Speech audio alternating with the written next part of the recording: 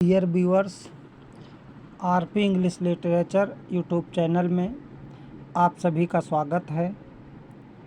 आज मैं university bits से संबंधित एक वीडियो लेकर आया हूं, जो रिनेसा पीरियड से संबंधित है। प्री शेक्सपियरियन पीरियड कह सकते हैं। द ग्रुप ऑफ ड्रामाटिस्ट्स, नाटककारों का समूह, बिफोर शेक्सपियर, शेक्सपियर से पहले, इज पॉपुलरली नोन, लोकप्रिय रूप से नोन जाना जाता है, एज द यूनिवर्सिटी बिट्स, जैसे कि यूनिवर्सिटी बिट्स। बिट्स मीन्स विद्वान होता है, यूनिवर्सिटी मीन्स विश्वविद्यालय। दो विश्वविद्यालय थे, उनके विद्वान जो थे उनके ग्रुप को यूनिवर्सिटी बिट्स कहा जाता है। बिकॉज, क्योंकि they were associated with Oxford और कैम्ब्रिज यूनिवर्सिटी। वे विद्वान ऑक्सफोर्ड विश्वविद्यालय, कैम्ब्रिज विश्वविद्यालय से संबंधित थे। उनमें से एक विद्वान ऐसे भी थे जो किसी विश्वविद्यालय से संबंधित नहीं थे, लेकिन थे यूनिवर्सिटी बिट्स। थॉमस किड कह सकते हैं, थॉमस किड भी कह सकते हैं। This group consisted of Thomas Kyd, इस ग्रुप में जुड़े हुए थे Thomas Kyd, John Lyly, George Peele, Robert Greene, Thomas Lodge, Thomas Nashe and Christopher Marlowe. Christopher Marlowe को पानियर कहा जाता है।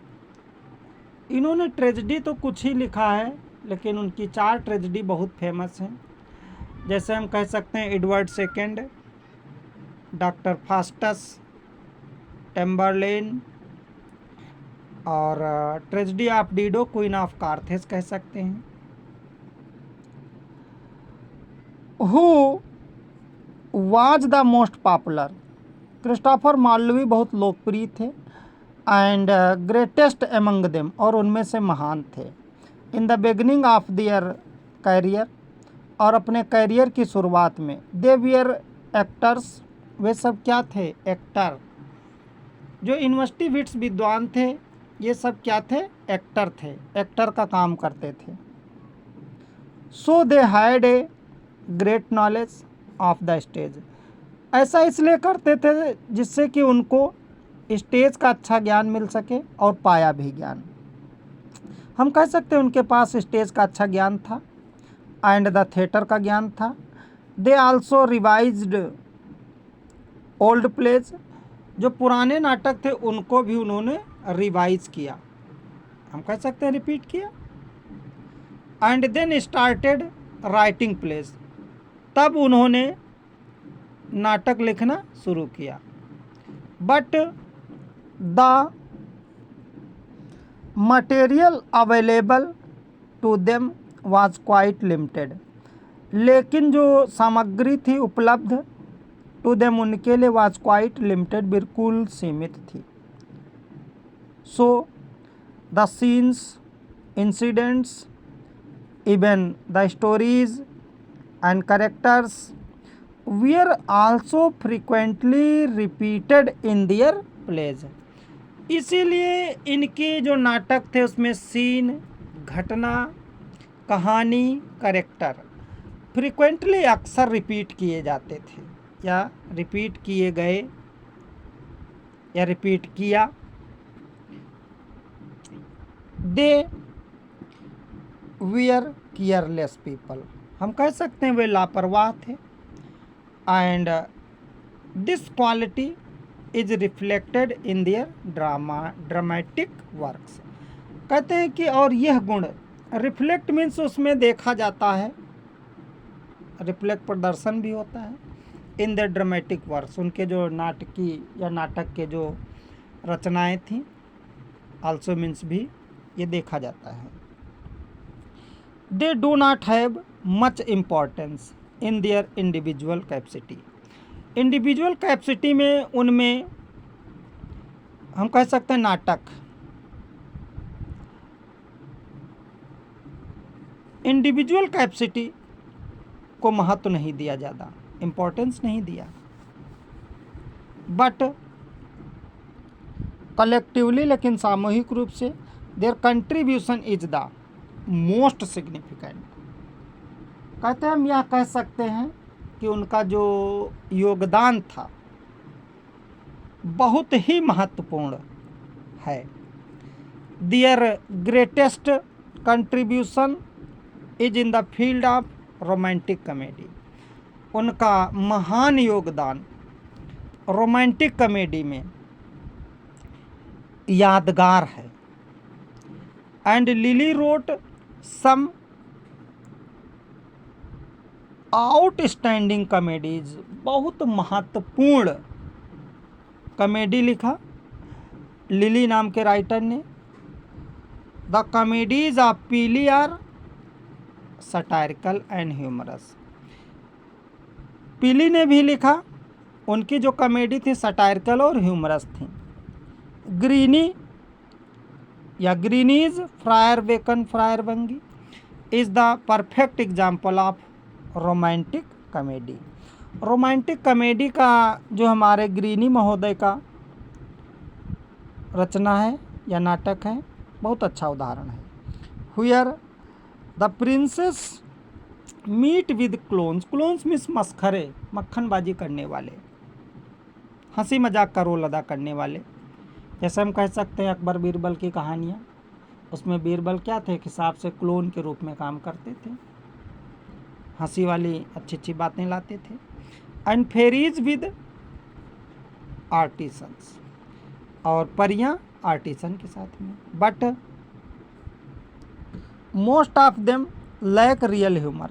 लेकिन उन नाटकों में ज़्यादा से ज़्यादा ह्यूमर की कमी थी। देयर प्लाट्स वेयर लूज, और उनके प्लाट क्या थे, लूज थे। प्लाट कई प्रकार के होते हैं, complex, compound, organic, simple, loose and unconnected plot. But they certainly developed it to some extent in comparison to the earlier plays। जो अर्लियर प्ले थे उनकी तुलना में उन्होंने प्लाट को भी डेवलप किया, कुछ निश्चित रूप से डेवलप किया। They tried to harmonise various elements beautifully and perhaps. कहते हैं उन्होंने प्रयास किया, हार्मोनाइज करने का प्रयास किया। हार्मोनाइज मतलब मनोरंजन के रूप में कह सकते हैं, आनंद के रूप में। वेरियस एलिमेंट्स, बहुत से एलिमेंट्स, तत्व, ब्यूटीफुली एंड परहैप्स। ब्यूटीफुली हम कह सकते हैं सौंदर्य के रूप से, या परहैप्स लगभग।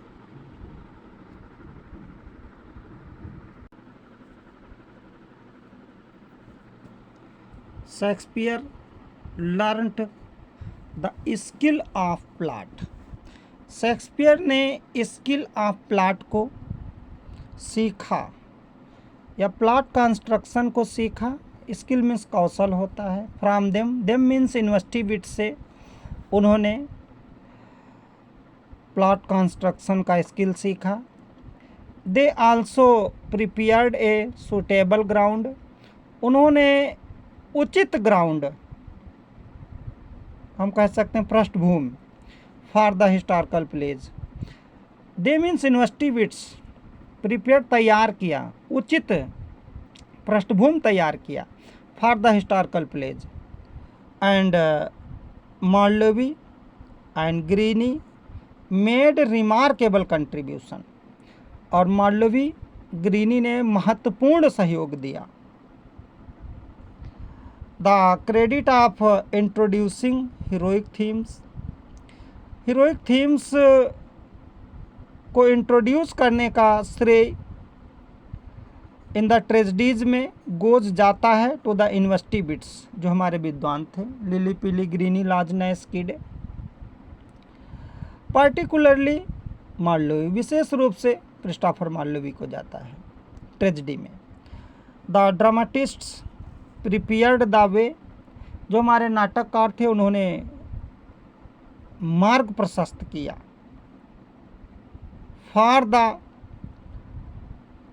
लेटर ग्रेट ट्रेजिडीज, जो बाद की ट्रेजिडी थी।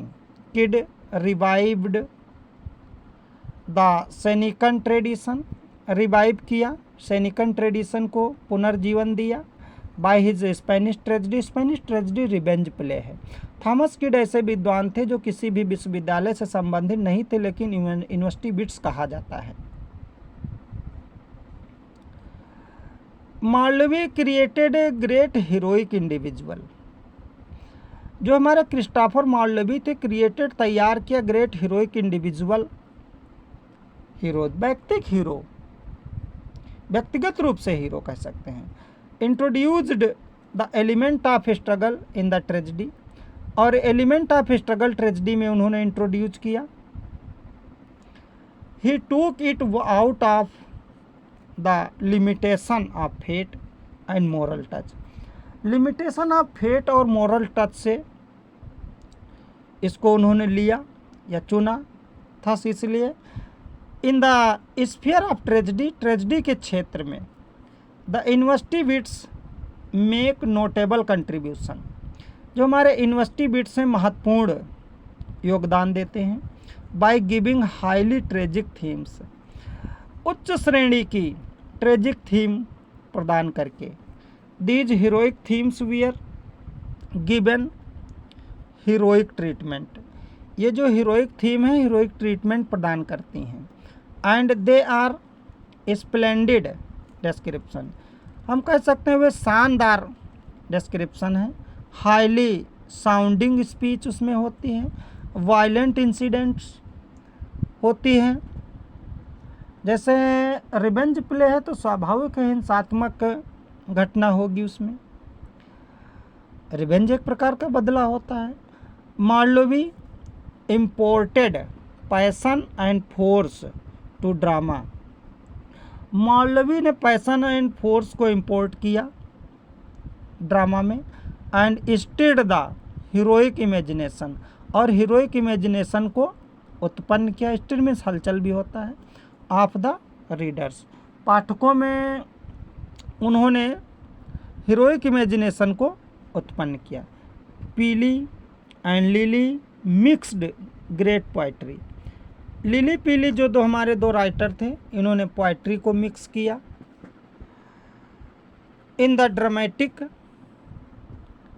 प्रोडक्शन, जो हमारा ड्रामेटिक प्रोडक्शन था उसमें लिली पीली ने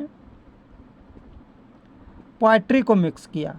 lily used light poetry, John lily हल्की पोइट्री का प्रयोग करते थे। फॉर लाइटर सेंटिमेंट्स, हल्की भावनाओं के लिए। एंड पीली आल्सो इनरिच्ड ड्रामा, उन्होंने भी ड्रामा में पोइट्री को यूज किया। विद हिज ग्रेट पोइट्री, अपनी पोइट्री का उन्होंने भी इस्तेमाल किया ड्रामा में। मार्लोवी स्ट्रेंथन ब्लैंक वर्स, मार्लोवी ने ब्लैंक वर्स को ताकत प्रदान किया। एंड इट बिकेम पॉपुलर, यह लोकप्रिय हो गई। एज द माइटी लाइन, मार्लोवी ने ब्लैंक वर्स को इंट्रोड्यूस किया, उसे माइटी लाइन से जाना गया। His poetic power was admirable, उनकी जो पोएटिक पावर क्या है, प्रशंसनीय है। And he made his heroes essentially lyrical, उन्होंने अपने हीरो को आवश्यक रूप से लिरिकल बना दिया। एज डॉक्टर फास्टस, जैसे कि डॉक्टर फास्टस एंड टेम्बरलेन, दो रचनाएं, इसमें तुम्हारी पोएट्री भी है। लिलीज करेक्टर्स, लिली के जो करेक्टर हैं, इन हिज, उनके कॉमेडीज में आर विटी एंड इंटेलेक्चुअल, चपल बुद्धि के हैं, बुद्धिमान हैं। मार्लोवीज करेक्टर्स आर, जो मार्लोवी के करेक्टर हैं, no longer puppet but living individuals. कहते हो पपेट नहीं है, पपेट का मतलब हम कह सकते हैं कि एक प्रकार से मखौल उड़ाने वाले। लिविंग इंडिविजुअल्स जीवंत व्यक्तिगत। Thus they paved the way for Shakespeare, इसलिए उन्होंने शेक्सपियर के लिए मार्ग प्रशस्त किया। किसने? क्रिस्टोफर मार्लोवी को हम कह सकते हैं। Lyly produced mythological and allegorical plays. Mythological मतलब धर्मशास्त्र से संबंधित, एलिगोरिकल मतलब एलिगरी। हम कह सकते हैं an allegory has double meaning. तो एलिगोरिकल प्लेज लिखा, किसने लिखा? जॉन लिली ने। And the satirical touch is also equally important. Satirical touch को भी महत्व दिया। किसने? लिली ने। Greene gave pastoral plays, Greene ने पास्टोरल प्लेज प्रदान किया। पास्टर मीन्स होता है चराना, पास्टोरल मीन्स देहात होता है, देहाती नाटक दिया उन्होंने ग्रीनी ने। और हिस्ट्री एंड हम कह सकते हैं कि रोमांटिक सटायर भी उन्होंने दिया। He is noted for his poetic style, उन्हें पोएटिक स्टाइल के लिए जाना जाता है। दो यद्यपि he did not make any original contribution, उन्होंने कोई ओरिजिनल कंट्रीब्यूशन नहीं दिया। Greene made most powerful contribution, Greene ने बहुत सशक्त सहयोग किया। To the art of characterization, चरित्र चित्रण में बड़ा सहयोग किया। Kyd employs the whole Senecan method, Kyd ने सेनिकन मेथड, सेनिका एक राइटर थे, उनकी विधि को फॉलो किया ऑफ हॉरर। जैसे कि अभी किड रिवेंज प्ले लिखा उन्होंने, रिवेंज प्ले भय से भरा हुआ था। हॉरर घोस्ट भूत कह सकते हैं। मैडनेस पागलपन, सुसाइड आत्महत्या। हिज करेक्टर्स आर फोर्सफुल, उनके जो करेक्टर हैं वो शक्तिशाली। And he contributed a new type of hero, उन्होंने नए प्रकार के हीरो लाने का श्रेय उन्हें ही जाता है। हेजिटेटिंग हीरो लाए, हेजिटेटिंग हीरो हम कह सकते हैं। मालवीज ट्रेजेडीज रिफ्लेक्ट द, मालवी की ट्रेजेडी रिफ्लेक्ट करती हैं, रेनेसा स्पिरिट को रिफ्लेक्ट करती हैं। And move around the single central personality, single central personality के चारों तरफ घूमती हैं उनकी रचनाएं। He gave life and reality to his character, अपने करेक्टर को उन्होंने जीवन और वास्तविकता प्रदान की। The tragic action. Dear viewers, यहीं तक हम आपके लिए लेकर आए हैं।